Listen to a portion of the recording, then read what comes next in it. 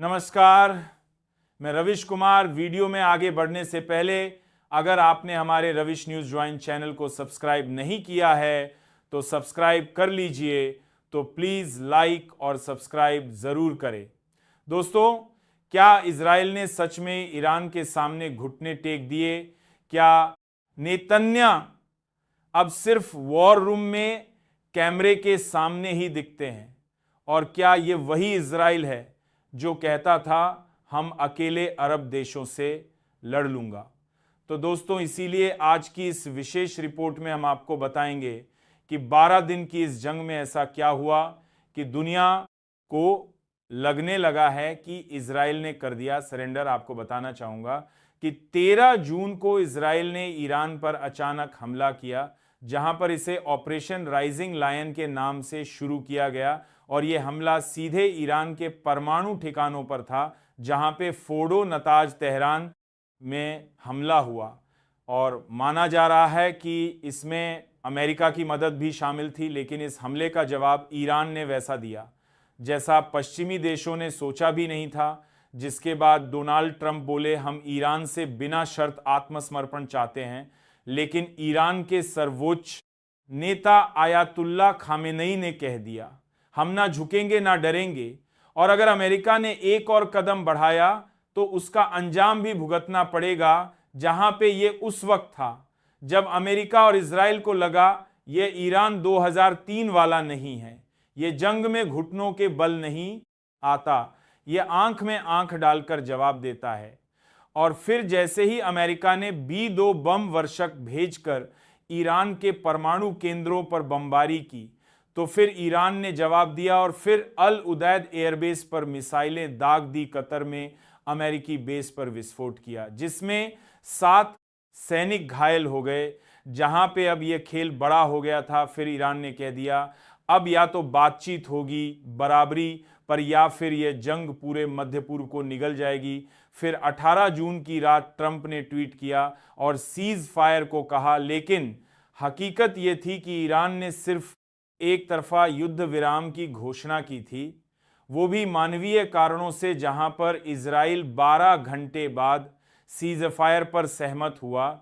जहां पे cease fire का मतलब सरेंडर नहीं होता, जहां पे ईरान ने जंग रोकी, लेकिन शर्तों के साथ इजराइल ने भी पीछे हटना शुरू किया। और यहीं से दुनिया ने कहना शुरू किया इजराइल झुक गया। लेकिन क्या इजराइल की सरकार गिर गई? क्या इजरायली आर्मी ने हथियार डाले नहीं? क्या नेतन्याहू ने ईरान से माफी मांगी नहीं? तो फिर यह सरेंडर का हल्ला क्यों मचा? क्योंकि इजराइल पहली बार ईरान के जवाबी हमलों से घबरा गया और फिर उसके रडार, उसके एयर डिफेंस सिस्टम सब विफल हुए और आयरन डोम ने भी कई मिसाइलें नहीं रोकी। इसीलिए सोराका अस्पताल में रासायनिक रिसाव हुआ, बेरशेबा, तेलवी, हैफा, हर शहर में मिसाइल गिरे। और वहीं ईरान में भी हालात अच्छे नहीं थे। अस्पताल टारगेट बने और उसकी जनता ने सरकार पर सवाल उठाए, जहां पे BBC, अल जजीरा, NY टाइम्स में सबने लिखा इजराइल की सैन्य शक्ति को गहरा झटका लगा है। इसीलिए यह शब्द उठाकर साइकोलॉजिकल सरेंडर, मतलब हथियार नहीं डाले लेकिन घुटनों पर आ गए। अब आगे क्या होगा? क्या परमाणु समझौते पर फिर बातचीत होगी? क्या ईरान अपने रडार और मिसाइल फिर से तैयार करेगा? और क्या नेतन्याहू अब केवल गज्जा पर फोकस करेगा? और सबसे बड़ा सवाल यह है कि ये सीज फायर स्थायी है या एक अस्थाई विराम है, जहां पर नेतन्याहू एक ऐसा नाम जो दशकों तक इजराइल की सुरक्षा नीति का चेहरा था, लेकिन इस बार वही नेतन्याहू अपने ही देश के चैनलों से छुपता नजर आया। जहां पर इजराइल का चैनल 12 कहता है हमारे प्रधानमंत्री तो बयान ही नहीं दे रहे, और दूसरी ओर सेना कहती है हमने ईरान की क्षमताओं को नष्ट कर दिया। तो सवाल उठता है, अगर जीत गए तो जनता अस्पतालों में क्यों?